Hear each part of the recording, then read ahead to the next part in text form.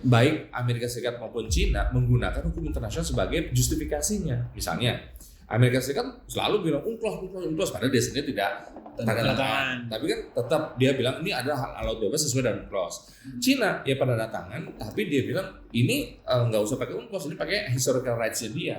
Tapi di sini ada satu hal yang dia ingin coba capai, yaitu dengan kekuatannya. Kalau saya bilang dia akan mencapai yang disebut dengan effective occupation. Tapi kalau yang mendukung bahwa hukum internasional masih berlaku juga, justru akan mengatakan, lihat tuh kalau hukum internasional itu tidak efektif, bahkan Cina nggak perlu repot-repot menjustifikasinya pakai effective occupation, tidak perlu repot-repot memobilisasi para ahli hukum internasionalnya untuk menginterpretasi ulang UNCLOS untuk mendukung klien. Udah waktunya nih kayaknya kita harus membahasakan ulang atau menarasikan ulang apa yang dimaksud dengan ASEAN Way gitu kan, karena ASEAN Way kok makin kesini makin kelihatan kita makin susah bergerak nih gitu kan. Tapi ada juga kalangan konservatif bilang justru ini memperlihatkan ASEAN Way itu bisa membuat kita adem ayem gitu.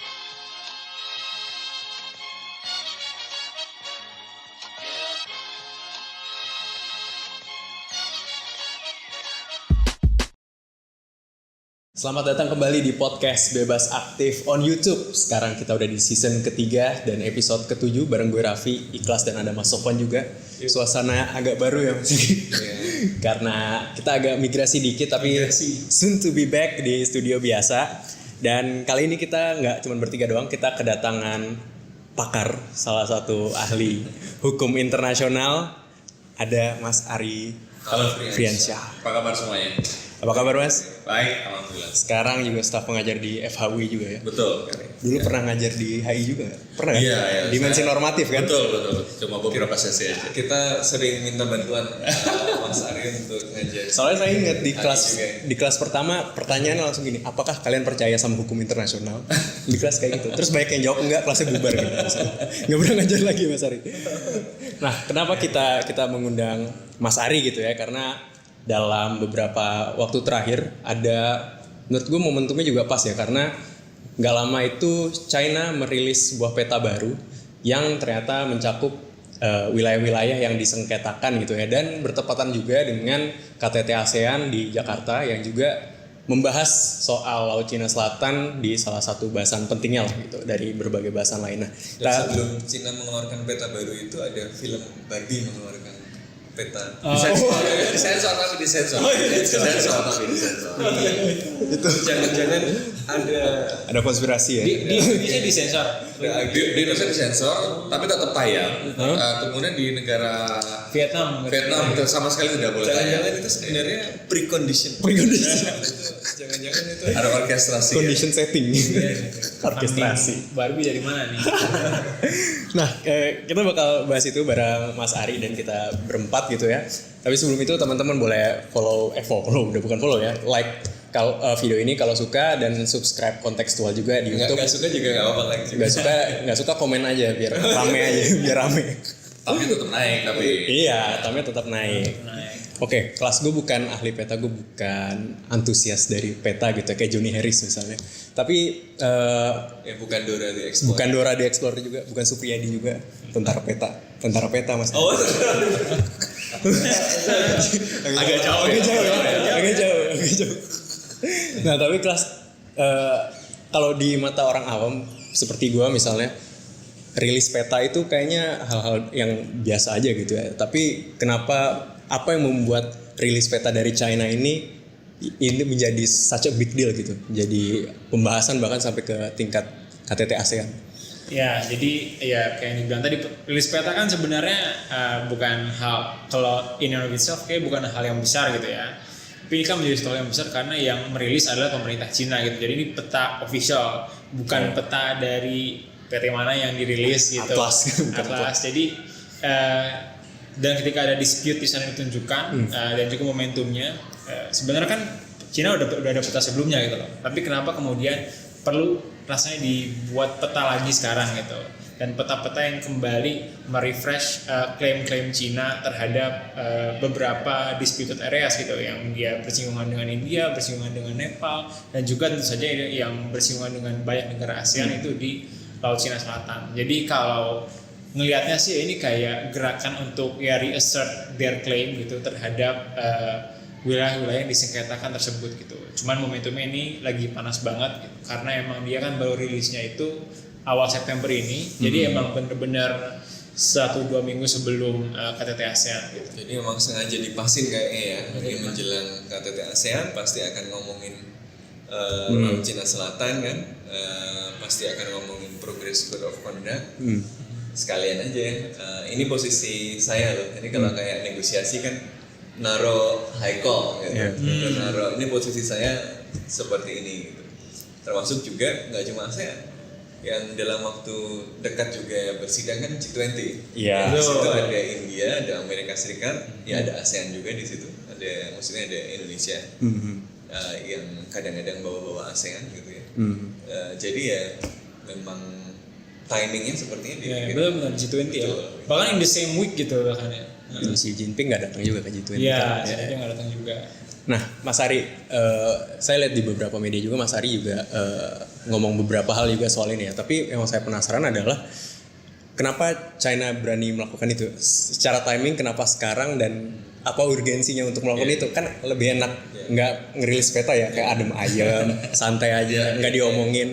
Apa artinya itu? Apa artinya itu? Iya. Hukum internasional misalnya. Ya ini menarik ya. Kenapa kita heboh dengan peta Cina? Karena sebetulnya kalau gue lihat-lihat gitu ya, sebetulnya peta negara tadi sebenarnya biasa aja gitu kan, dikeluarkan gitu kan, dan everybody does it gitu kan. Dan kenapa sih peta nasional itu harus dikeluarkan oleh negara? Ada beberapa faktor memang. Pertama terkait dengan perkembangan ya. Nah perkembangan itu bisa terkait dengan perkembangan alamiah ataupun perkembangan secara hukum. Alamiah misalnya pulau tiba-tiba iya.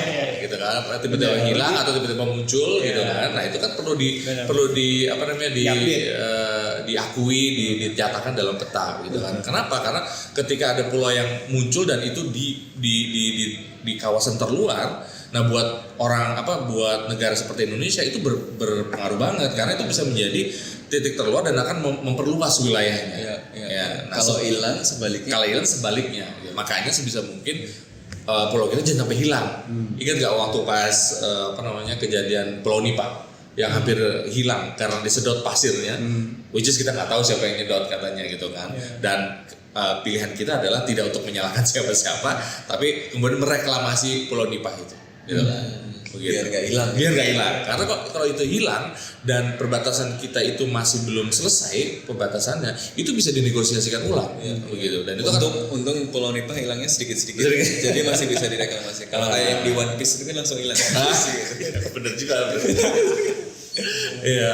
Nah itu kejadian alamiah. Artinya ada sesuatu yang baru perlu diupdate gitu kan. Nah secara hukum tadi dari sejarah hukum internasional modern ya, itu kan negara-negara baru muncul tuh sejak Perang Dunia Kedua ya.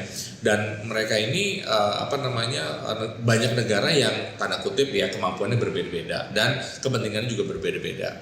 Dan kita baru punya ya katakanlah semacam panduan untuk menyelesaikan batas wilayah laut kita ya dengan negara lain di UNCLOS 1982 begitu. Dan uniknya nih ya, UNCLOS itu ya kalau saya bilang lucu gitu ya. Lucu dalam artian gini, ketika dia berbicara mengenai overlapping laut wilayah gitu kan, itu tegas gitu kan. Tegas dalam artian pokoknya kalau tidak ada tidak ada kesepakatan dari negosiasi, kan semua selalu diawali dengan negosiasi gitu kan. Pokoknya kalau tidak ada negosiasi untuk laut wilayah, kalau dia nggak mau susah-susah, tariklah garis tengah, selesai. Gitu kan. Titik terluar. Dari terluar. Artinya dari garis terluar semua dihitung dari garis terluar yang tetangganya, tarik garis tengah gitu kan. Itu clear gitu kan. Dan sebagian besar laut wilayah kalau memang tidak ada yang hal yang macam-macam itu sudah selesai. Hal yang lain, nah ini yang lebih kemudian menimbulkan banyak persoalan adalah batas zona yang kita sebut dengan zona hak berdaulat, yaitu zona ekonomi eksklusif dan landas kontinen gitu kan. Jadi ini rezimnya berbeda nih dua wilayah ini begitu kan. Nah yang unik adalah di pasal 83 gitu dan 73 mereka di UNCLOS bilang penyelesaian atas batas wilayah zona tersebut landas kontinen dan ZEE itu berdasarkan equitable solution. Ya, berbeda dengan laut wilayah tadi kan median line. Tapi ini equitable solution artinya apa? Harus win-win. Nggak boleh yang satu nggak setuju. Jadi harus setuju nih, begitu kan. Nah, harus lewat negosiasi yang sampai satu benar-benar deal gitu kan. Nah, ini yang kemudian yang pasti bikin lama kan, gitu. UNCLOS juga apa maksudnya gini, bukan UNCLOS ya, si drafter negosiator juga sudah memperkirakan bahwa dengan dia buat equitable solution berarti kan waktu untuk negosiasi semakin lama gitu kan. Nah, ini yang kemudian dijembatani oleh pasal 83 dan 73 juga bahwa ketika negosiasi ini belum selesai, mereka boleh membuat perjanjian sementara gitu ya, sementara sambil menunggu perjanjian yang final gitu kan. Nah, perjanjian yang sementara ini tidak akan mempengaruhi hasil apapun yang dihasilkan di final tadi. Jadi boleh bertentangan misalnya. Boleh aja sementara sebenarnya begini. Tujuannya untuk bisa memanfaatkan ya. Memanfaatkan apa ya? Tadi di ZEE tentang perikanannya atau apa, terus kemudian di landas kontinen ya. Itu banyak yang sudah dibuat perjanjian sementara untuk kayak semacam joint development area. Jadi ada mereka yang berbatasan, terus yaudah daripada kita ribut-ribut, udah kita join aja nih. Nah, untuk bikin kemarin dibahas sama Filipina kan, sama Cina ya sempat. Iya, betul. Nah, ini yang kemudian membuat tadi klaim setiap negara itu kan berbeda-beda, ya ditarik dari garis pangkalnya, dan itu berdasarkan UNCLOS, sekali lagi ya, berdasarkan hukum internasional gitu kan. Nah, lebih lucu lagi gitu, ada negara yang sudah tanda tangan UNCLOS ya, tapi mengklaim wilayah lautnya itu tidak berdasarkan UNCLOS. Siapa gitu. itu? Nah, siapa? Ya udah tahu lah gitu kan ya. Benderanya warnanya merah gitu kan. Gitu. Jadi lebih baik nggak tanda tangan sekalian. Tapi memang gini, kalau dari apa namanya istilahnya dari kacamata hubungan internasional ya, saya melihat gini. Ketika negara itu sudah mulai merasa besar, ya kecenderungan untuk ekspansif itu lebih besar, ya karena dia merasa negara yang besar dan adidaya, dia merasa bahwa aduh, gue harus melakukan sesuatu yang lebih lah buat dia sendiri. Ada saya melihat negara besar adidaya sama dengan negara bully, gitu kan. Nah, kenapa? Karena dia doing their everything they want gitu kan. Ketika dia berhalangan atau berhadapan dengan hukum internasional, meskipun itu salah, tapi dia mengatakan enggak, saya benar. You name it lah. Ada beberapa kejadian di mana negara besar ketika itu tidak sesuai dengan kepentingannya, dia pasti akan mencari jalan lain ya, get around with it gitu kan, untuk membenarkan dirinya. Nah, ini sama seperti yang kembali lagi ya ke peta Cina tadi ya. Kembali lagi, everybody does it. Indonesia misalnya. Peta negara merah. Ya, peta negara merah tadi ya. Indonesia tahun sama aja. Indonesia tahun 2017 ya. 2017 kita keluarin peta loh, peta nasional ya. Tujuannya apa? Karena waktu itu salah satunya update di Laut Natuna. Ya, waktu itu diganti namanya ya. Ganti namanya dan itu juga heboh. Kenapa? Karena ada keterkesanan ya Indonesia itu kemudian mengambil alih sebagian besar Laut Cina Selatan. Padahal nggak gitu. Ya, kenapa? Karena kita bilang bahwa kita menarik sesuai UNCLOS dan kita beroverlapping hanya dengan Vietnam, begitu. Nah, waktu itu heboh karena si negara itu ya merasa bahwa Indonesia sudah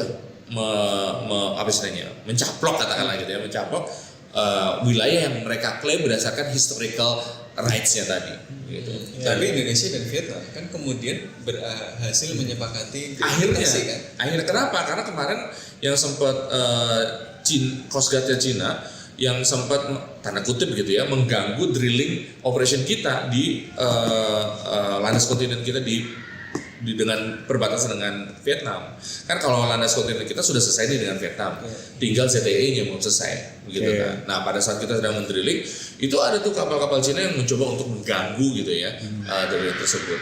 Ya bahkan sempat mengeluarkan surat protes juga gitu kan. Terus kita jawab ya enggak lah, ini kan wilayah kita sudah sesuai dengan UNCLOS dan kita sudah selesai perbatasan landas kontinen kita dengan Vietnam. Nah, ketika ada gangguan tadi, Indonesia sama Vietnam ya blessing in disguise, akhirnya udah yuk kita duluan aja nih bersepakat gitu ya, supaya kita bisa menghadapi Cina dan kekuatan untuk kata legalitasnya tuh lebih besar menghadapi Cina kayak gitu.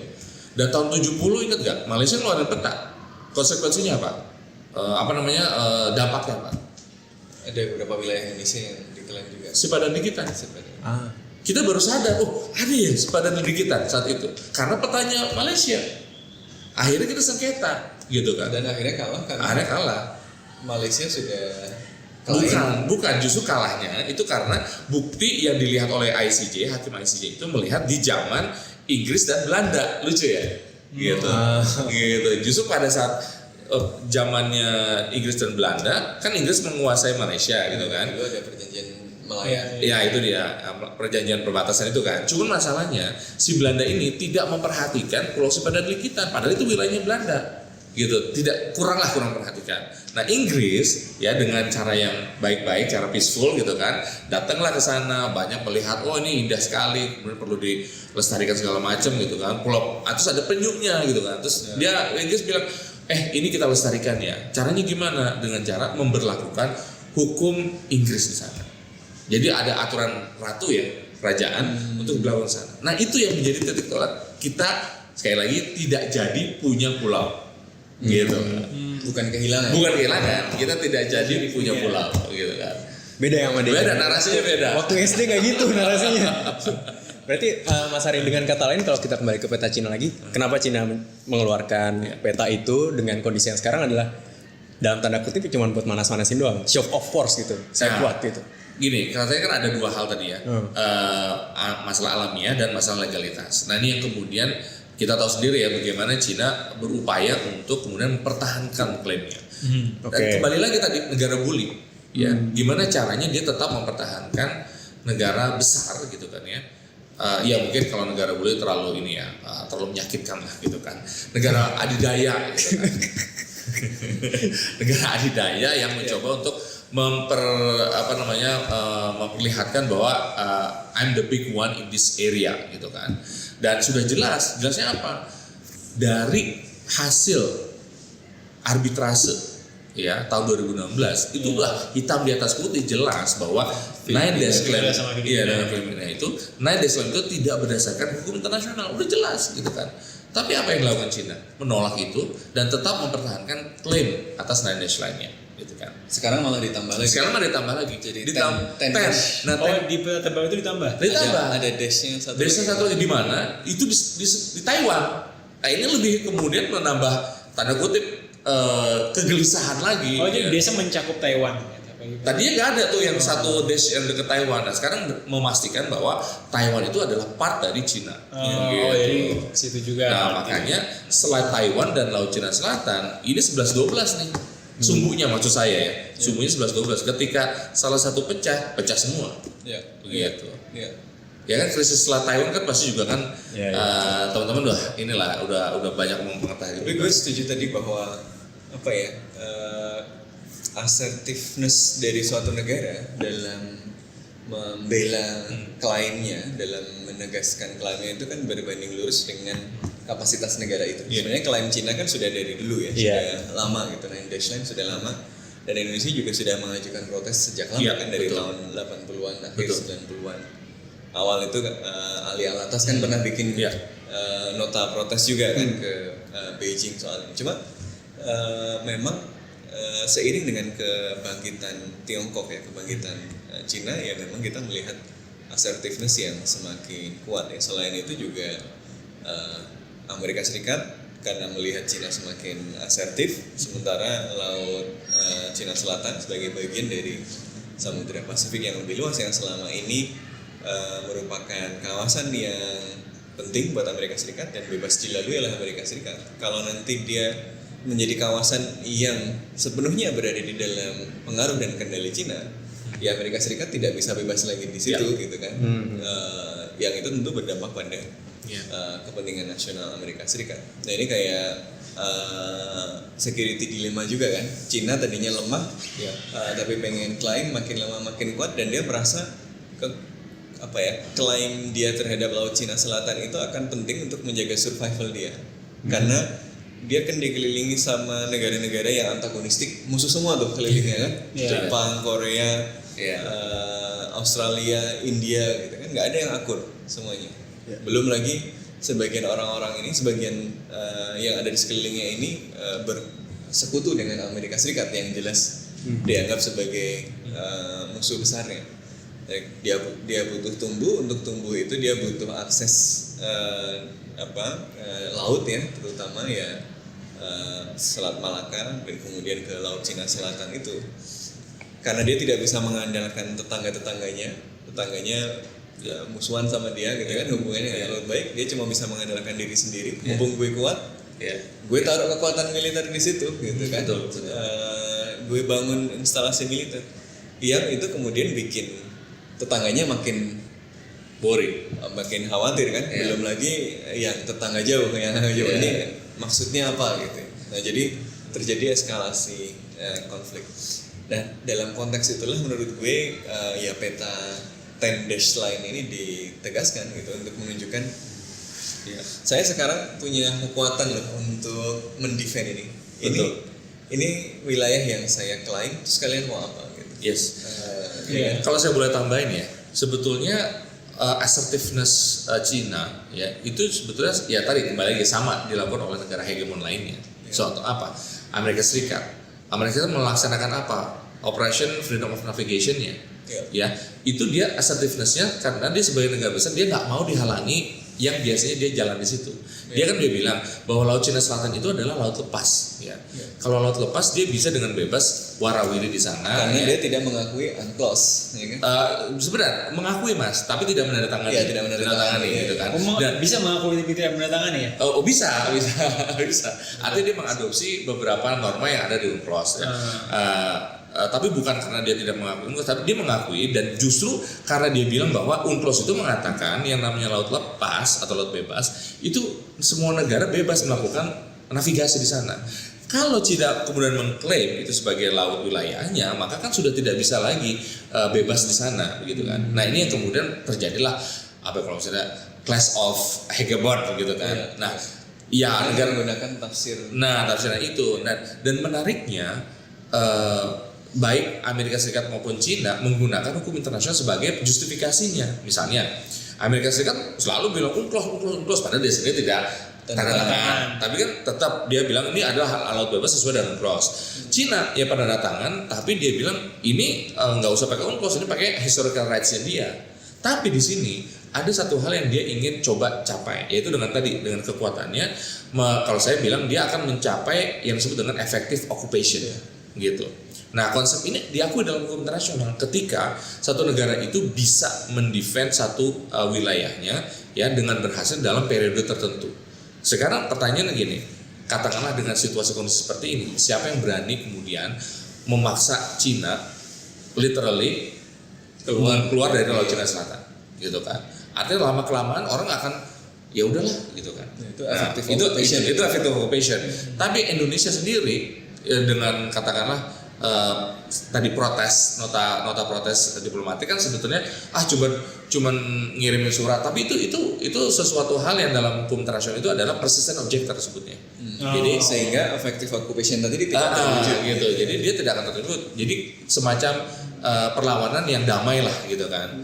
Ya ini diharapkan ya negara-negara lain yang di kawasan juga melakukan hal yang sama.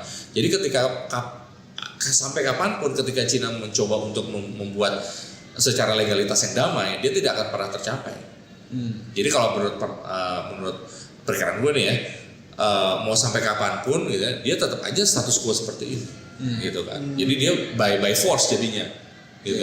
Jadi siapa yang mau ngelawan Cina, ayo sini gue hadapin, kata Cina kayak gitu kan, kayak gitu. Dan Amerika Serikat juga makin ini kan, dia juga berani kan, maksudnya dia kemudian lewat akhirnya kita diuntungkan dengan bukan karena ketertiban secara alami, tapi ketertiban karena balance of power jadinya, gitu. Karena ada yang mengimbangi. Coba kalau nggak ada yang ngimbangin, selesai.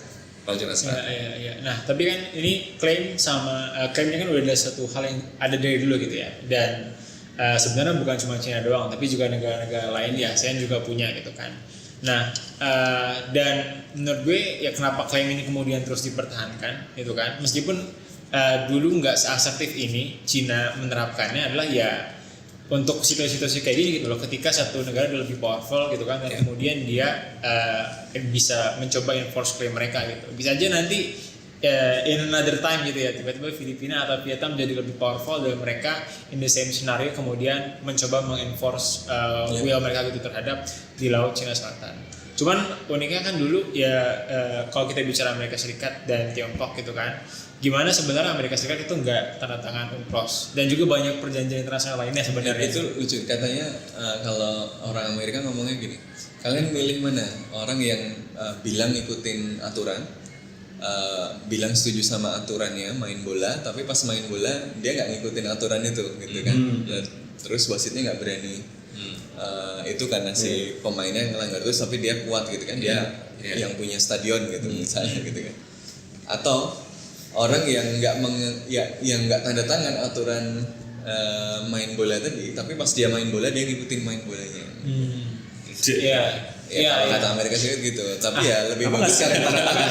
Kalau udah gitu sekalian tanda tangan secara legally mengakui dan tanda tangan itu kan penting. Jadi ada patokan gitu loh kalau ya you are party to disagreement gitu.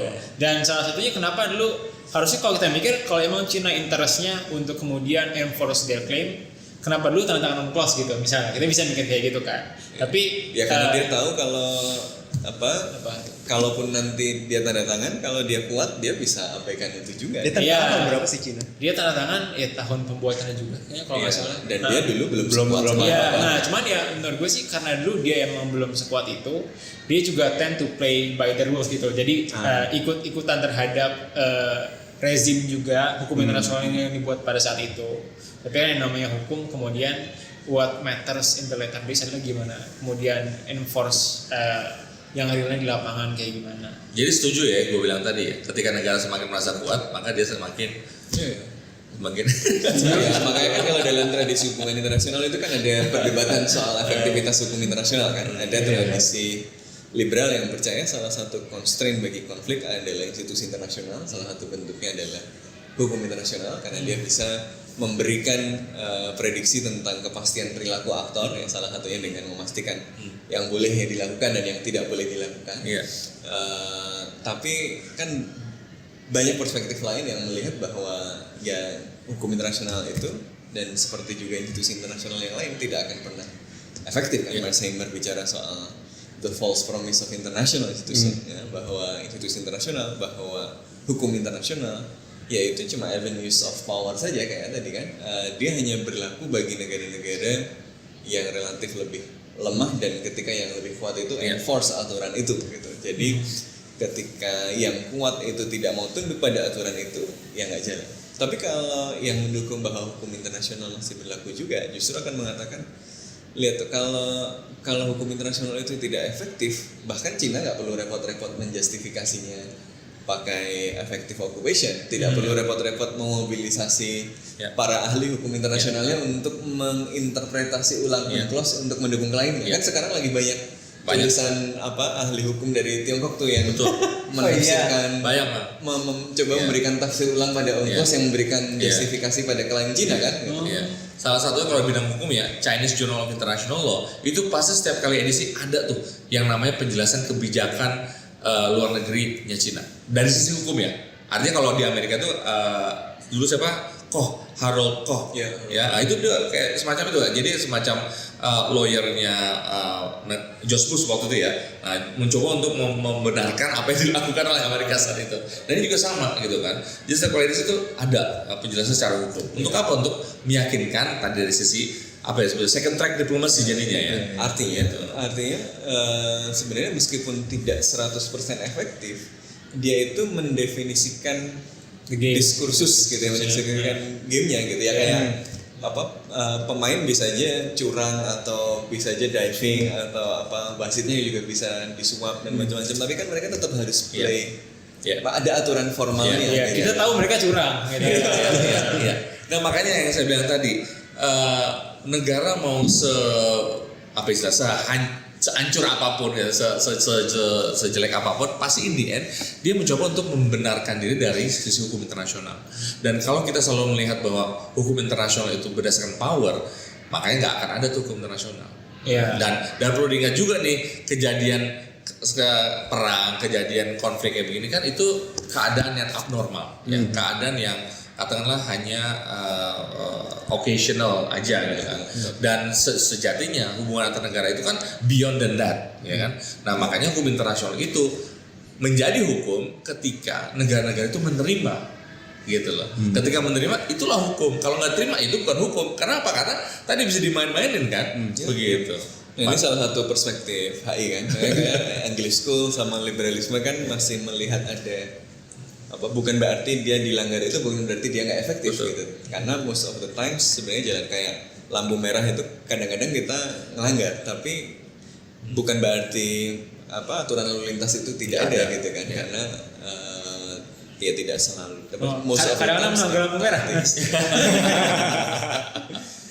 Ya kalau di Kelapa 2 malah bingung soalnya. Kadang-kadang kuning. Nah, ngomong-ngomong hukum internasional juga kan salah satu kita belok ke bahasan soal KTT ASEAN ya, karena pas banget lah isu Laut Cina Selatan ini juga bersamaan dengan diadakannya KTT ASEAN di Jakarta, di mana Indonesia menjalani keketuaannya gitu. Dan salah satu usaha untuk menyelesaikan sengketa di Laut Cina Selatan ini kan melalui Code of Conduct dari 2002 ya kalau nggak salah.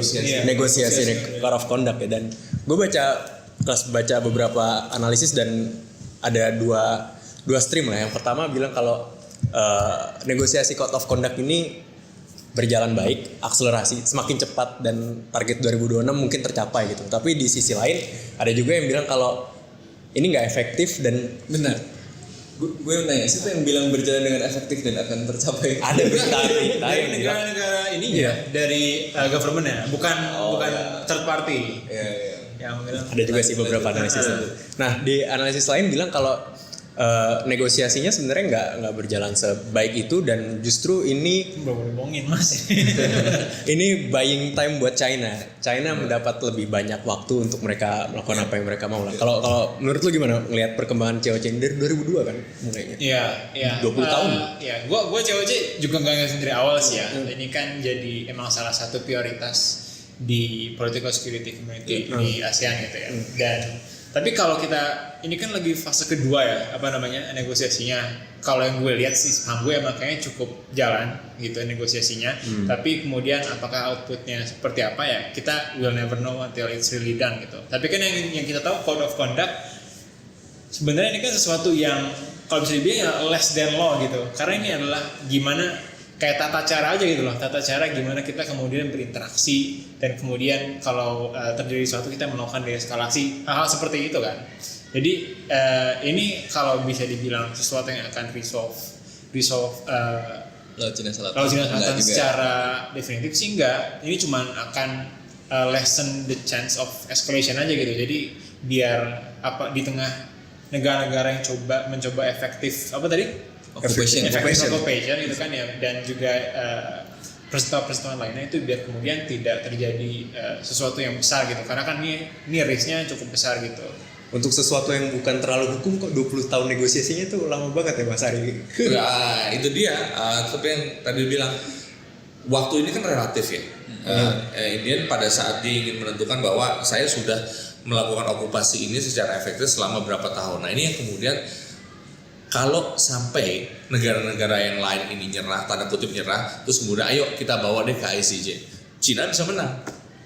Gitu. Karena apa? Karena pada kenyataannya Cina menguasai ini secara efektif gitu. Dengan cara apa? Ada buktinya banyak gitu. Tapi kalau misalnya kemudian dia nggak nyerah, terus aja nih pokoknya nggak akan pernah ngakuin ya. Jadi main kuat-kuatan, ditambah lagi ya. Mohon maaf nih, negara kawasan masih butuh power dari luar untuk mengimbangi, kecuali Indonesia bisa sekuat Cina misalnya, begitu kan? Ya kan kita sedang digadang-gadang bisa sekuat Cina katakannya, itu kan misalnya. Siapa yang ini kebanyakan katanya ya. rumor has it itu kan. Gitu. Kalau bukan kita yang ngomong siapa lagi ya? Ya, tapi memang menarik ya, code of conduct itu memang banyak dibilang ya, termasuk proses negosiasi ya, sebenarnya adalah upaya untuk mengelola saja. Iya, mengelola ya kan. Manage the conflict, bukan solving the conflict. Betul. Jadi in that sense tujuannya adalah memberikan platform supaya aktor-aktor yang terlibat di situ tetap terikat dalam proses negosiasi, tetap mau untuk menyelesaikan masalah ini dengan damai sehingga tidak terjebak di dalam konflik yang terbuka. Jadi in that sense ya ada hasilnya juga gitu ya. Tetapi kalau dibilang apakah ini menguntungkan ya dan baik misalnya untuk negara-negara Asia Tenggara, belum tentu juga, karena nggak konflik belum tentu kemudian membuat posisi mereka dalam posisi yang relatif lebih baik semakin kesini gitu kan. Makanya banyak yang bicara soal gray zoning gitu kan. Ada yang bicara soal tadi bagaimana China sebenarnya buying time untuk kemudian membuat posisinya lebih kuat, baik secara real maupun dalam hukum internasional tadi kan. Sambil negosiasi ini lama terus dan nggak fix, Tiongkok misalnya ahli hukumnya kerja keras untuk menafsirkan ulang ya kan, lalu militernya bangun instalasi militer, ya, lalu dia secara ekonomi melakukan diplomasi ekonomi ke negara-negara tetangganya yang membuat pengaruhnya makin kuat di situ, sehingga ya sudahlah, lebih penting yang lain daripada Laut Cina Selatan ini kan. Jadi proses negosiasi ini kemudian secara real dimanfaatkan oleh Tiongkok untuk mendapatkan posisi relatif yang lebih baik gitu. Sementara negara-negara Asia Tenggara menurut gue masih pada titik ya udah yang penting Cina nggak beneran perang dulu deh gitu kan. Jadi karena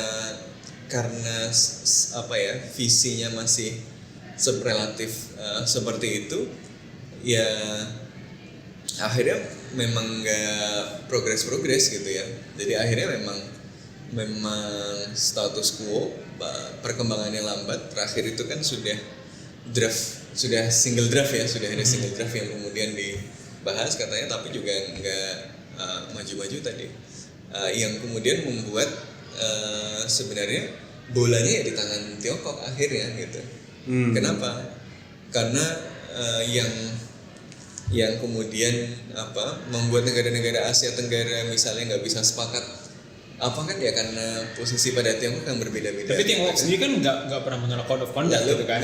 Nggak. Dan ya tadi menguntungkan tadi untuk kalau dari kacamata Tiongkok dengan mengikuti proses code of conduct, selain dia meyakinkan pada tetangga bahwa saya bukan makhluk yang berbahaya yang harus dibalance sama semua kekuatan yang lain kan.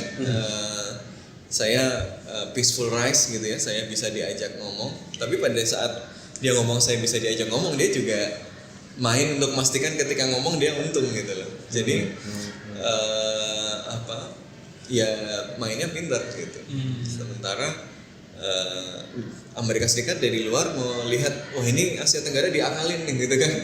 Kalian diajak untuk negosiasi, tapi sebenarnya Cina menggunakan itu untuk punya pengaruh yang nggak bisa dibantah lagi, yang akan merugikan Amerika Serikat juga gitu. Nah, Asia Tenggara sementara ini khawatir kalau Amerika Serikat ikut campur terlalu jauh dan Cina kemudian terlibat dalam great power politics dengan Amerika Serikat, mereka terjebak di tengah-tengah gitu. Jadi yang dilakukan Asia Tenggara kan secara umum sekarang sambil perundingan COC tadi, yang dilakukan adalah bagaimana supaya ya yang penting terkelola dulu deh gitu. Yang penting semuanya masih mau ketemu, nggak konflik. Semua ngobrol yang penting ya. Tapi belum tahu setelah ngobrol itu mau apa gitu, terus mau diapain. Makanya menurut gue tapi belakangan negara-negara Asia Tenggara termasuk Indonesia menyadari bahwa mereka harus melengkapi ini dengan mekanisme yang lain. Makanya ada negosiasi delimitasi tadi kan ya. Jadi Indonesia Vietnam ngomong, Indonesia Malaysia ngomong. Jadi settling among themselves dulu ya. Jadi ada tindakan-tindakan di luar COC yang dilakukan untuk meningkatkan daya tawar ketika itu. Makanya banyak wacana juga misalnya sebagian ahli, selain tadi upaya-upaya bilateral di antara negara-negara ASEAN sendiri supaya mereka satu suara misalnya ketika nanti di COC maupun di luar COC ketika urusan Laut Cina Selatan misalnya mereka sudah punya satu batas yang sama dan macam-macam tadi, mereka juga sama-sama misalnya didorong yuk rame-rame semuanya mengirimkan surat ke arbitrase internasional misalnya kayak Filipina gitu. Kemarin kan baru Filipina doang, sementara yang lain belum ya nonton aja gitu kan, dan paling coba endorse tipis-tipis tapi nggak berani berhadapan langsung kan. Ini berani nggak misalnya negara-negara Asia Tenggara, Indonesia ngajuin, Malaysia ngajuin, Vietnam ngajuin gitu kan. Kalau semua negara ngajuin ya secara hukum internasional mungkin Cina dalam posisi yang lebih lemah. Tapi ya tadi tidak menyelesaikan masalah bahwa Cina secara faktual memang lebih kuat. Ini yang dicoba yang dilakukan oleh Amerika Serikat menurut pandangan saya ya, mencoba untuk menggrouping negara ASEAN itu to the other side. Jadi oponen antara Cina dengan ASEAN, ingin membenturkan antara ASEAN as an organization kepada Cina untuk dalam proses seperti ini. Nah, tapi saya melihatnya justru dalam hal tersebut ASEAN itu nggak solid.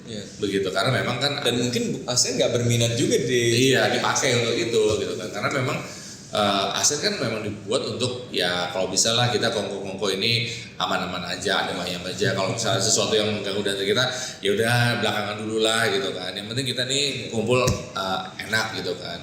Dan ini sebetulnya kemudian ya mungkin nggak tahu ya, banyak suara yang mengatakan bahwa udah waktu ini kayaknya kita harus membahasakan ulang atau menarasikan ulang apa yang dimaksud dengan ASEAN Way gitu kan, karena ASEAN Way kok makin kesini makin kelihatan kita makin susah bergerak nih gitu kan.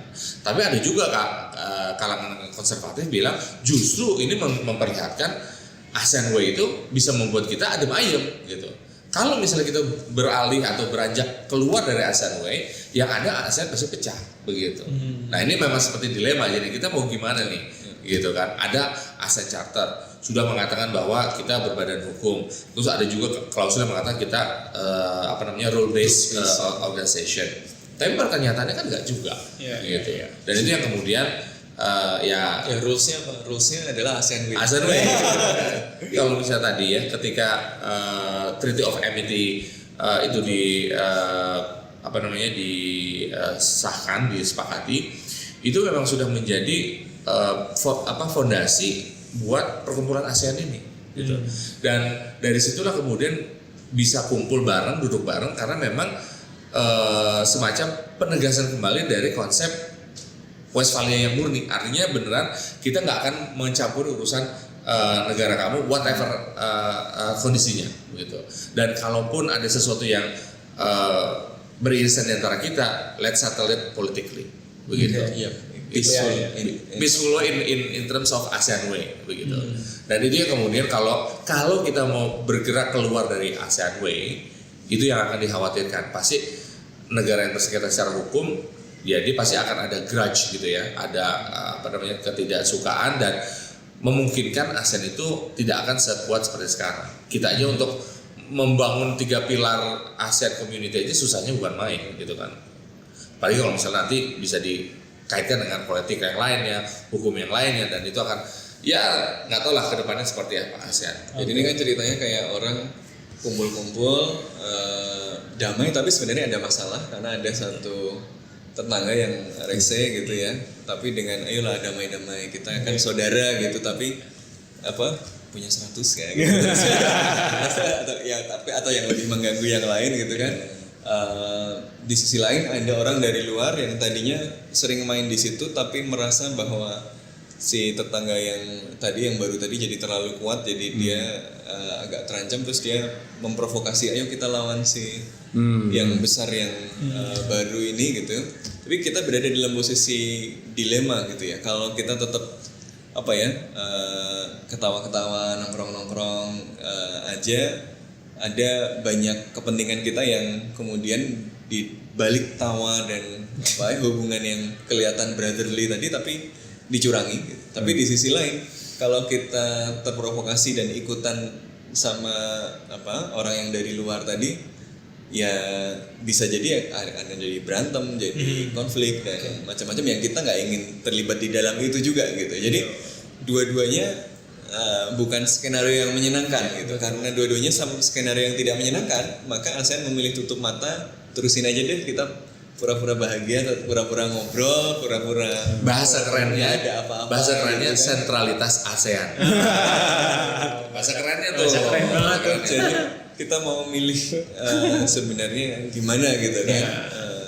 Tapi kayaknya memang ya pada akhirnya kita harus berhadapan dengan kenyataan itu gitu kan ya. Jadi nggak bisa nutup mata pada bahwa ini ada problem, kita harus ambil sikap gitu ya, nggak bisa cuma performatif, kita tetap negosiasi kok di COC gitu ya.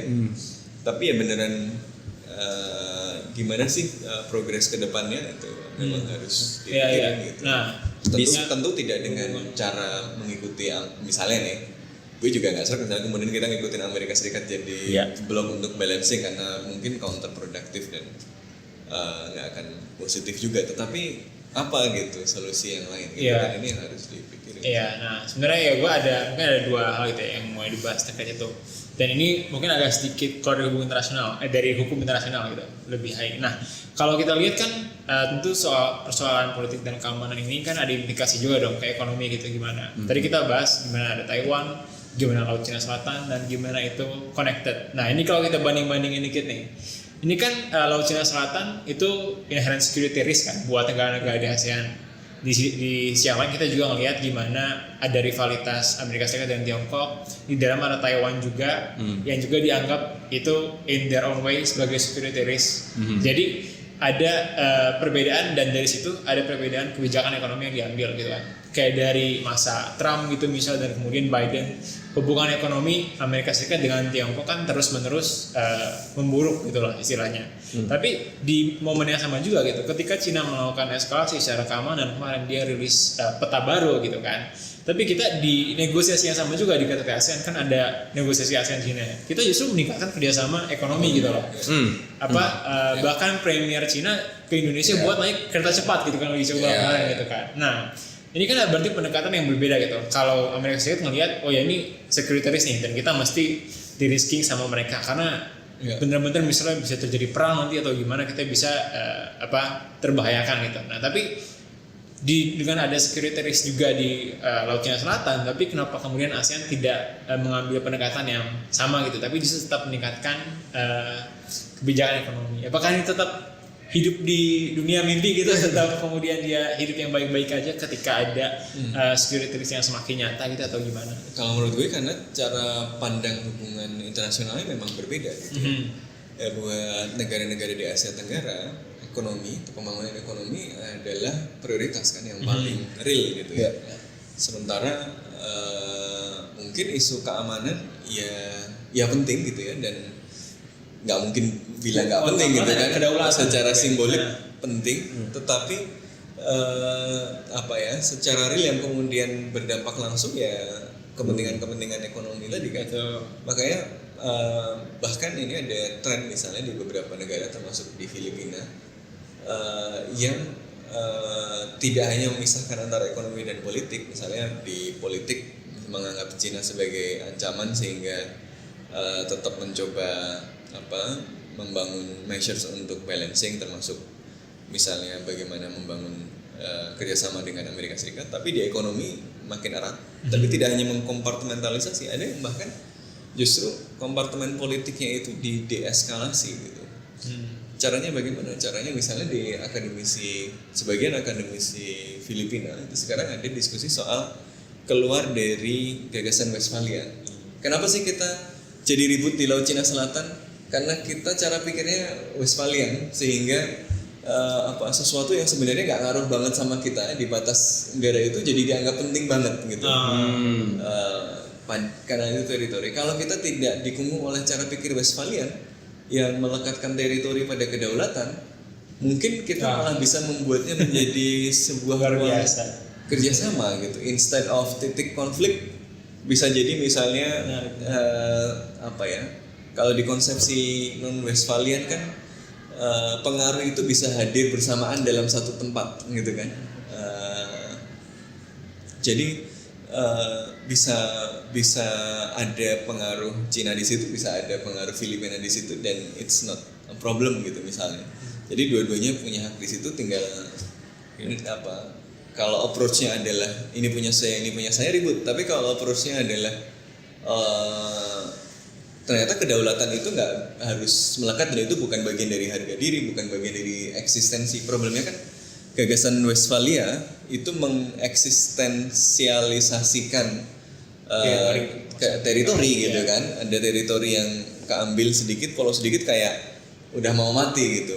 Padahal misalnya si Padan Ligitan nggak jadi milik kita pun ya ada life goes on gitu kan, misalnya gitu. Maka banyak yang misalnya mulai bicara soal sebenarnya nggak penting-penting amat sih, memang lebih penting ekonomi misalnya. Bahkan ada yang ngomong begitu gitu. Gue nggak sepenuhnya, gue bukan endorse ini tapi gue cuma menunjukkan bahwa isu-isu yang dihadapi oleh negara-negara Asia Tenggara itu kompleks dan para pemimpin kan kemudian meletakkan prioritas di antara berbagai isu itu. Dan prioritas yang menurut gue dipilih oleh banyak negara-negara Asia Tenggara ya sekarang de facto ekonomi gitu kan, karena dia lebih real berdampak kepada masyarakatnya dan kepada dia sendiri kan. Kalau ekonomi membaik ya dia dipilih lagi, legitimasinya jalan. Walaupun kalau Laut Cina Selatan kemudian beneran Cina dominan, ya dia legitimasinya juga turun. Makanya yang dilakukan adalah yang di situ status quo aja lah, tapi ya ekonomi gue dapat selama Cina nggak. Dilakukan ganti nama laut lah. Ada simbolik betul. gitu. Makanya menariknya ketika kita melihat ya, ini makanya saya bilang sama mahasiswa saya gitu ya di Fakultas Hukum. Kamu itu belajar hukum itu jangan black and white. Terutama yang hukum internasional. Kenapa? Karena kalau kamu hanya melihat hukum internasional as a law, ya, itu kamu akan frustasi sendiri. Makanya kamu juga harus belajar ke sebelah, masuk ke prinsip gitu kan. Gitu. Mari kalau bahasa hukum. Iya, ada beberapa mahasiswa saya ikut mata kuliah pengantar hukum internasional.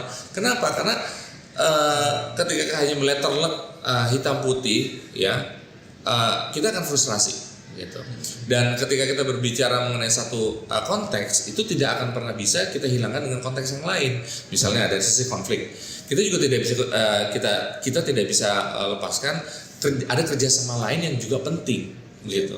Contohnya tadi, ketika Cina lagi keras-kerasnya di Laut Cina Selatan, dia juga melakukan hal yang lain untuk meyakinkan trade-nya juga jalan-jalan juga, begitu.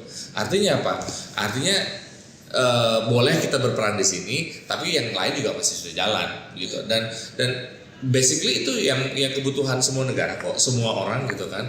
Kita boleh bertengkar di sini, tapi kita juga nggak mau nih kehilangan akses pasar, kemudian lapangan pekerjaan. Tapi itu tadi yang nggak bisa dilakukan oleh aktor yang berpikirnya hitam putih dalam kerangka great power rivalry kayak Amerika Serikat. Mereka nggak bisa paham Asia Tenggara ini kok kayak gini sih gitu kan. Lu mau hilang laut gitu. Nah di Indonesia juga bahaya tuh, kan kita ada tuh semboyan dead price kan, harga mati kan. Nah NKRI harga mati. Nah ini yang kemudian kita pahami betul tadi konsep kewilayahan. Laut wilayah, daratan itu dia harga mati. Tapi kalau misalnya yang zona hak berdaulat, nah ini yang bukan harga mati. Artinya apa? Negosiasi semua. It's all about negotiation. Yang penting equitable. Nah, yang penting kita bisa memanfaatkan di sana sesuai dengan aturan yang berlaku. Yang bikin apa istilahnya yang bikin berantakan di Laut Cina Selatan itu kan karena ada klaim yang berbeda alasan hukumnya. Kalau semua negara sama dasar hukum mengklaimnya, insya Allah kan itu bisa diselesaikan karena jelas klaimnya sebelah mana gitu kan. Fiturnya yang tadinya dibilang ini bebatuan atau pulau juga sudah jelas. Ya udah tinggal dipetakan saja mana yang kemudian beririsan. Nah mereka yang duduk bersama begitu. Jadi klausul COC yang patut ditunggu adalah kemauan untuk duduk lagi bersama menyelesaikan dan kemauan untuk itu menjadikan misalnya UNCLOS sebagai panduan utama. Iya, betul. Untuk menyelesaikan inti masalah di Laut Cina Selatan. Kayaknya Cina sampai ahli-ahli hukumnya bisa menginterpretasikan ulang UNCLOS belum mau ke situ tuh. Kan kalau sudah ternyata ada traditional fishing rights gitu kan bisa masuk. Nah itu mungkin. Dan kalaupun ditanya coba deh teman-teman lihat ada nggak single definition atau comprehensive explanation terhadap dash lines-nya dia? Nggak ada ya. Nggak ada. Dan Ini saya dapat ini ya, mungkin teman-teman mendengar diplomat senior Damos Dumulya Guzman. Beliau mengatakan bahwa ya kasarnya gitu if you cannot make them understand, confuse them. Gitu loh. Jadi konsep jadi langsung aja 9 dash, 10 dash gitu. Yang penting biar kalian ribut dulu gitu. Amerika Serikat sampai bikin laporan-laporan kan soal gitu ya. 9 dash gitu. Beberapa waktu yang lalu kan ada yang soal international apa sih nama reportnya itu? Jadi Amerika Serikat itu selalu memang setiap tahun mengeluarkan laporan terkait dengan excessive maritime claims gitu. Jadi setiap tahun dia mendata tuh siapa nih yang punya aturan nasional yang keluar dari UNCLOS. Nah, dia tidak tanda tangan tapi mempertahankan UNCLOS gitu kan. Aneh kan? Gitu. Tapi ya tadi menurut gue poinnya adalah memang kita di dalam situasi yang status quo yang tidak menguntungkan. Tapi pilihan ke depannya juga memang membingungkan tadi. Mau ikut skenario Amerika Serikat, ayo lawan sama-sama jadi berkelahi tapi risikonya malah konflik yang lebih besar, kita terseret ke dalam great power rivalry atau kita kemudian kehilangan peluang-peluang kerjasama ekonomi misalnya.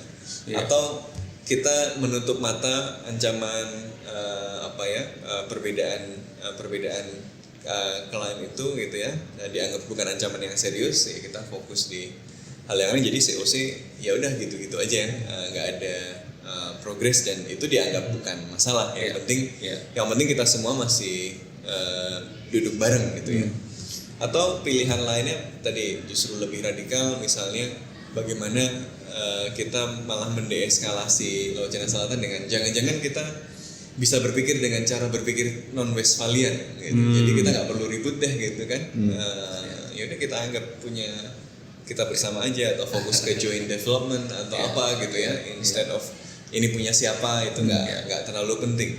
Atau ya pilihan yang lain lagi gitu ya, yang mungkin sekarang belum kepikiran. Atau misalnya tadi kayak oke lah lanjut tapi dengan tuntutan yang paling jelas, bagaimana misalnya memastikan UNCLOS dijadikan panduan utama. Caranya macam-macam tadi, bila negosiasi bilateral di antara negara-negara ASEAN dilanjutkan, atau kemudian negara-negara ASEAN memberikan tuntutan pada arbitrase internasional gitu dan sebagainya. Nah ini pilihan-pilihan yang sebenarnya tersedia tapi semuanya ada risikonya. Nah problem dengan kita semua adalah kadang-kadang kita risk averse kan. Kita menghindari risiko. Jadi mendingan status quo yang status quo aja deh gitu kan. Ini begini aja gitu kan, daripada ngambil langkah baru terus tiba-tiba ternyata jelek, gue disalahin lagi gitu kan. Menurut kalian apa yang paling mungkin untuk jadi akhir dari masalah Laut Cina Selatan? Di komen, di subscribe dan di like juga video ini. Mas Ari mungkin ada yang mau dipromosikan? Ya, buat teman-teman yang tertarik ya, artinya pembahasan Laut Cina Selatan dari sisi hukum dan juga hubungan internasional, bisa mengunjungi jurnal Indonesian Journal of International Law. Website itu scholarhub ya .ui.ac.id/IJIL.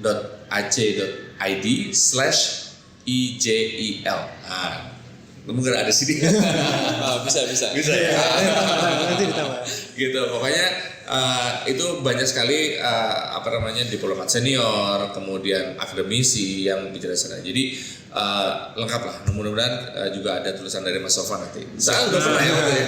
Belum pernah. Oke, boleh juga itu. Boleh juga kita bikin event bareng nanti. Iya, betul. Oke, terima kasih Mas Ari sudah datang. Terima kasih banyak Mas Ari. Terima kasih semuanya. Kita ketemu lagi di podcast Bebas Aktif episode selanjutnya. Terima kasih. Bye.